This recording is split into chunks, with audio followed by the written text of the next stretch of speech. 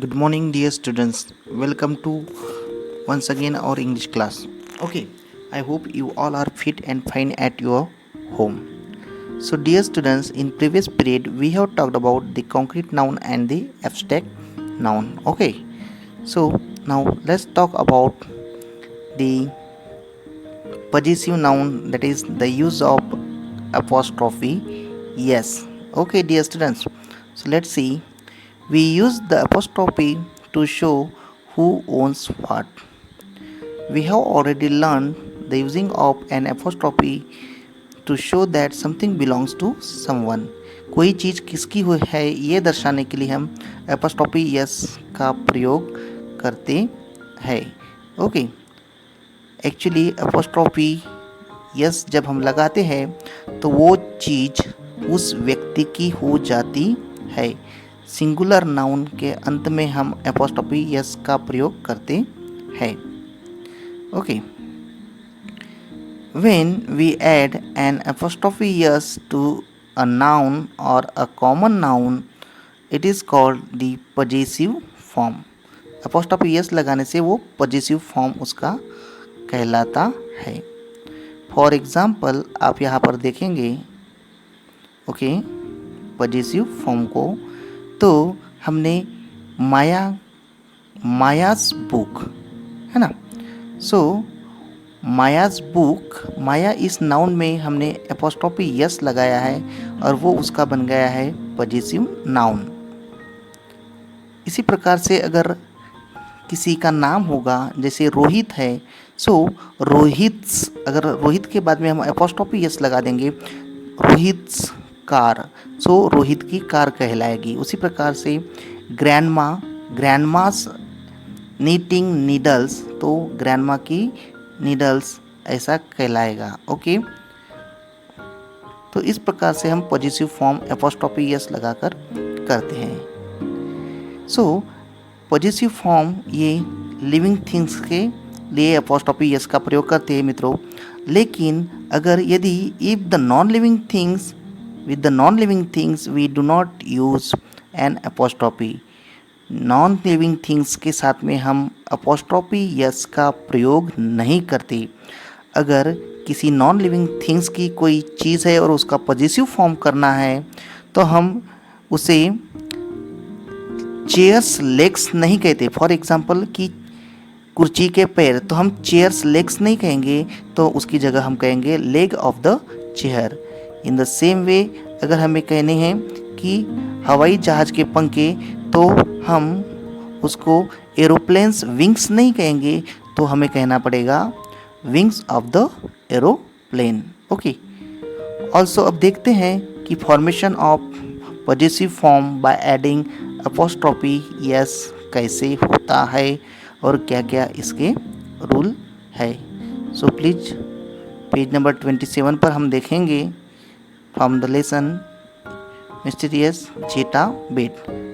तो आइए देखते हैं किस तरह से एपोस्ट्रोफी यस का प्रयोग कर हम पॉजेसिव को फॉर्म करते हैं. सो हमारा रूल नंबर 1 है how to form possessive by adding apostrophe yes.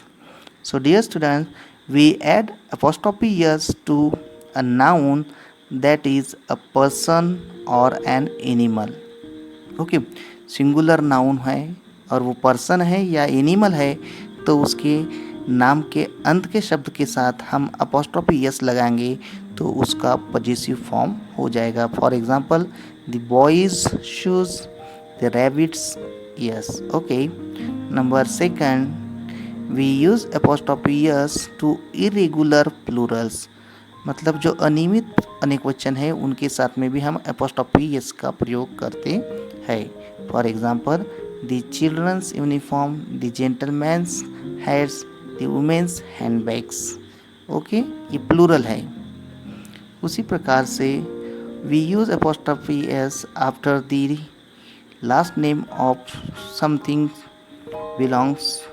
Okay, और 2 और मोर नाउन्स. अगर 2 और मोर नाउन्स होंगे तो उन व्यक्तियों के नाम के जो लास्ट का नाम होगा उसके लास्ट के नाम के साथ में हम एपोस्ट्रोफी यस का प्रयोग करेंगे, जैसे कि Jim and Mary's new P.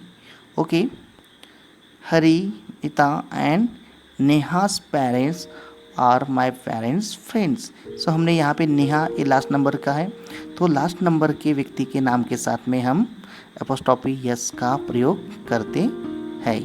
Okay, number 4 देखेंगे, we add apostrophe yes to names of companies, banks, for example, the school's names, the crowd's behavior, the factory's manager. Okay, alright. Now, लेकिन positive form हम तब use नहीं करते यदि कोई noun plural nouns होते हैं और उनके अंत का आखिरी का शब्द यस होता है, तब हम अपोस्ट्रोफी यस का बिल्कुल प्रयोग नहीं करते, बल्कि उसकी जगह पर हम सिर्फ एपोस्ट्रोफी का यूज़ करते हैं। एपोस्ट्रोफी का सिंबल देते हैं, चिन्ह देते हैं, बट यस नहीं लिखते हैं। For example, the soldiers uniforms. Okay, तो यहाँ पे सोल्जर्स में लास्ट में प्लूरल है इसलिए ऑलरेडी यस है, तो हम यहाँ पर फिर से एपोस्ट्रोफी यस नहीं लिखते। The birds nest, the monkeys tails. Okay, so I hope dear students, in this way we can use the possessive noun. Okay, and I hope you have understood the correct use of apostrophe yes, where to use and where not to use. Now let's apply possessive nouns and apostrophe yes into the exercise, into the book itself. So read the following and use apostrophes where required. Okay, let's see.